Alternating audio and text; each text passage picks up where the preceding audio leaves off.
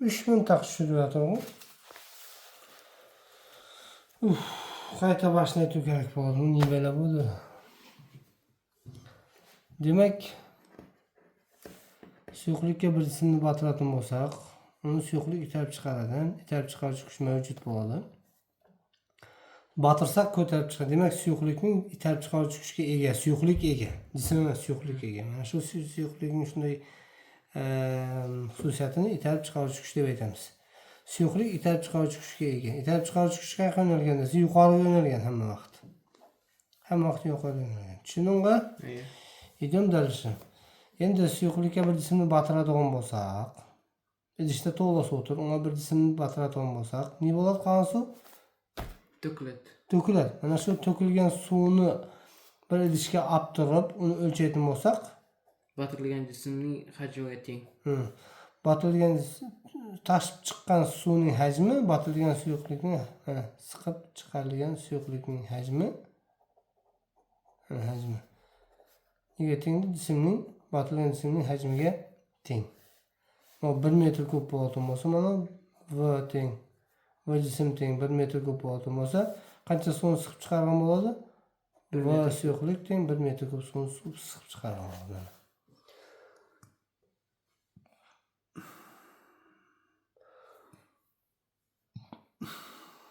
Tushunarlimi? Va Arximed kuchi nimaga bog'liq ekanligini aytib chiqdik. Suyuqlikning zichligi bog'liq va jismning hajmiga bog'liq yoki bizni qanday aloq dedik uni? Jismning botgan qismining hajmiga bog'liq ekanligini ko'rsatib, ta'kidlab ko'rsatib chiqdik. Endi ikkinchi yo'l bor. Qanday yo'l bor? Qanday o'ylaysan? Buytamiz. Yana bir idishga suv olamiz.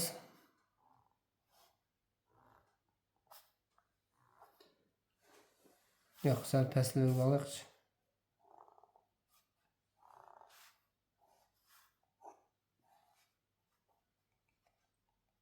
Mana. Shuytib, jismni birinchi dinamometrda havoda o'lchaymiz.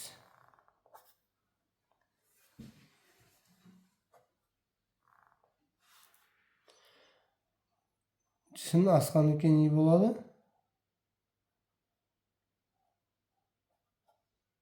Deformatsiya bo'ladi. Cho'ziladi, jismni asqandan keyin. Shundaymi? Допустим, havodagi og'irligi, jismning og'irligi 10 Newton bo'ldik. Eshitib ol, yaxshilab 10 quloq, son quloq eshitib ol. Shundaymi? Endi mana shu dinamometrni suvga solsak ne bo'ladi? Qanday o'ylaysan? Qanday o'zgarish bo'ladi? Arximed kuchi jismni ko'taradi. Shuytib, dinamometrni ko'rsatkichi o'zgaradimi, o'zgarmaydimi? Dinamometr yuqoriga yo'naladi. Qisanoq qayta, prujna qayta yig'iladi.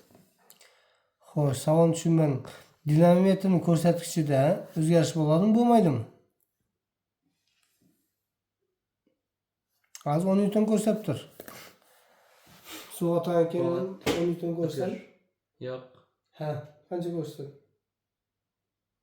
10 Newtondan Arximed kuchini ayiramiz.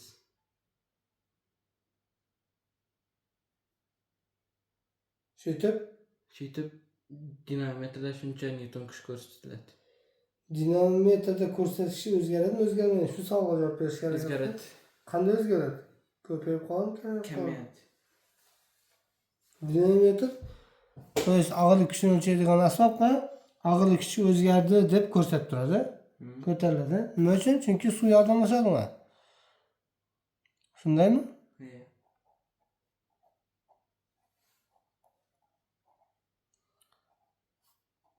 Sayda cho'ng'olsam, suv ostida katta og'ir narsani ko'targan olsam bo'lib bilasam.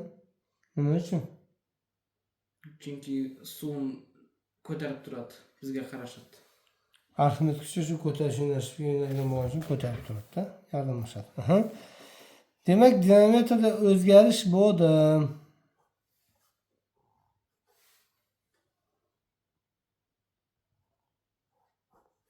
Qanday bo'lib turgan?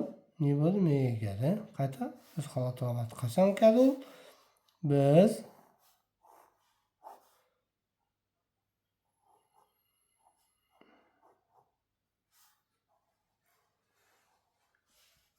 Mana.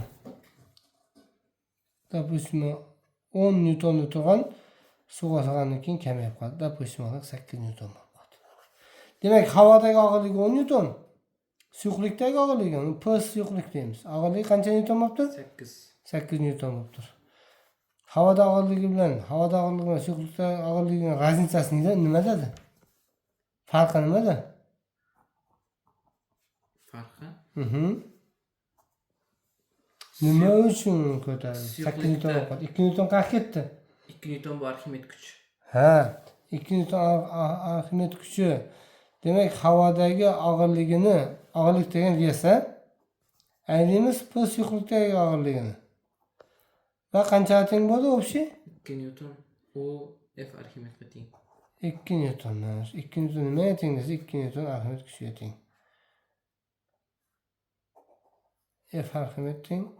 Bu havodagi minus bu havo va suyuqligi. Mana shu formula esdan chiqib ketmasin. Tushunarlimi? Demak, qiyinmi? Yo'q.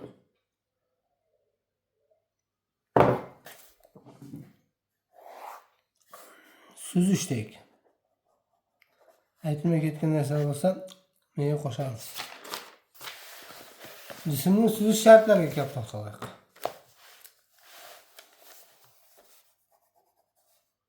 Jismlarning suzish shartlari.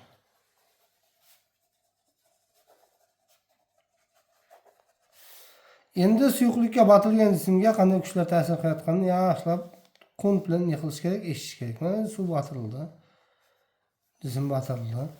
Xo'sh, suyuqlik tarafidan jismga qandaydir bir kuch ta'sir qiladimi? Arximed kuch ta'sir qiladi.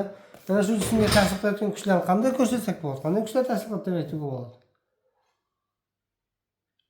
Gravitatsion kuchlar. Yo'q, Arximed kuch ta'sir qiladi dedingmi jismga? F Arximed, допустим. Buni boshqa kuch ta'sir qilmaydimi bunga? Ta'sir qiladi. Qanday? Tortish kuchi. Qanday tortish kuchi? U ne deymiz bu tortish kuchini? mg. Neydi mg? F og'irlik. Ha, og'irlik kuchi.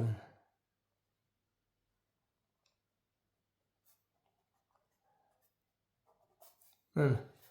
Demak, suvga botilgan jismga qarasang, jismga уже 2 dona kuch ta'sir qiladi. Biri og'irlik kuchi, biri Arximed kuchi. Arximed kuchi. Biri qiyin qiladi, biri yuqoriga ko'tarsa, biri pastga qaray Tortadi. shu ikki kuchning kurashidan natija hosil bo'ladi. Tushundingmi? Masalan, menda idish bo'lishi mumkin. Davlat qari katta bir idishni oldim.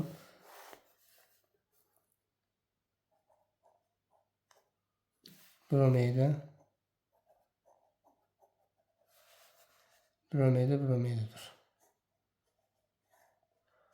Savol san. Birinchi, ikkinchi, uchinchi. Uchovda ham jism bir xil jism, hech qanday farq yo'q. Biroq bromaydi. Nima uchun? Birinchisida Arximed kuchi bilan og'irlik kuchi bir-biriga teng. To'g'ri. Nima uchun? Nega unda xulosa aytadi? Chunki jism suzib tur. Qaqda buni suzib turgan. U suvning sirtiga ham chiqib turgan, suvda batib turganim yo'q.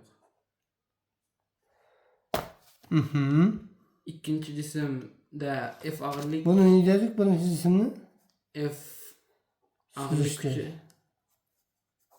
Suzishlarchi. Nima? Ikkinchi bu batgan jism bu yerda og'irlik kuchi Arximed kuchidan katta. Og'irlik kuchi Arximed kuchidan katta-da, bunga shart qo'yib. F Arximed teng F og'irlik. Mana shunday bo'lsa, ne bo'ladi ekan? Jism yiqiladi ekan? Suzib turadi. Suzadi ekan. Demak, buni xulosa chiqarib kelishimiz kerak. Sirazu. Jismlarning og'irlik kuchi shu jismga ta'sir etayotgan Arximed kuchiga teng bo'ladigan bo'lsa, jismlar yiqiladi ekan? Suzadi. Elimda bor jismlar suzib boratimiz, значит, ularning ikki kuchini degan so'z Bir-biriga teng. Bir-biriga teng degan so'z. Shu so'zning hammasi daftarda turishi kerak. Tushundingmi? Keyin mana bu ekan. Bu ne bo'ldi bu? Bu botgan jism bu yerda Cho'kkan deymiz. Botgan balotaga botadi. Qarzga botadi. Suvga cho'kadi. Tushundingmi? Xo'sh. bu yerda og'irlik kuchi Arximed kuchidan katta.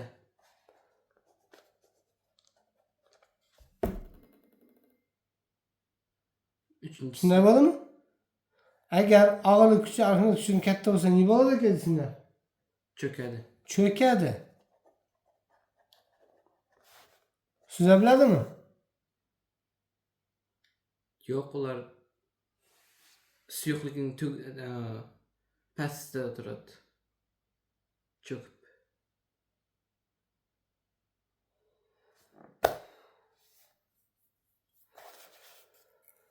Shart ikki xil bo'lishi mumkin endi. Jismlar cho'kkan bo'lsa, значит, og'irlik kuchi arxivlik kuchidan katta bo'lgan bo'lishi mumkin.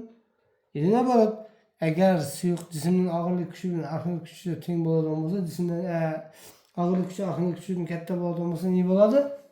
Jism cho'kadi. Jism cho'kadi. Tushundingmi? Mana ne qilib turadi hozir? Cho'kadi dedi. Bu ne qilib turadi bu? Suv ustida qalqib turadi. Aha, ne qilasan? Bu yerda Arximed kuchi F og'irlik kuchidan katta. Bu yerda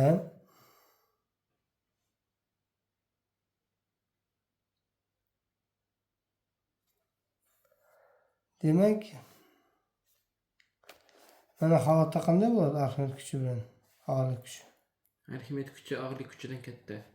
Ha, katta bo'lib ketganga jism yuqori boshlaydi.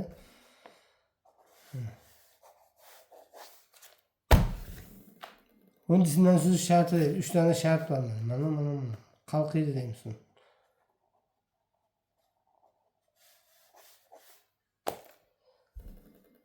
Tushundingmi? Iya. Jismdan suzish shartida sutni tushunib oldingmi? Обязательно o'rtada turish kerak emas, u yerga tegmay pastda tursa ham bo'laveradi. Ne bo'lib hisoblanadi shunda? Suzishga. Suzish hisoblanadi.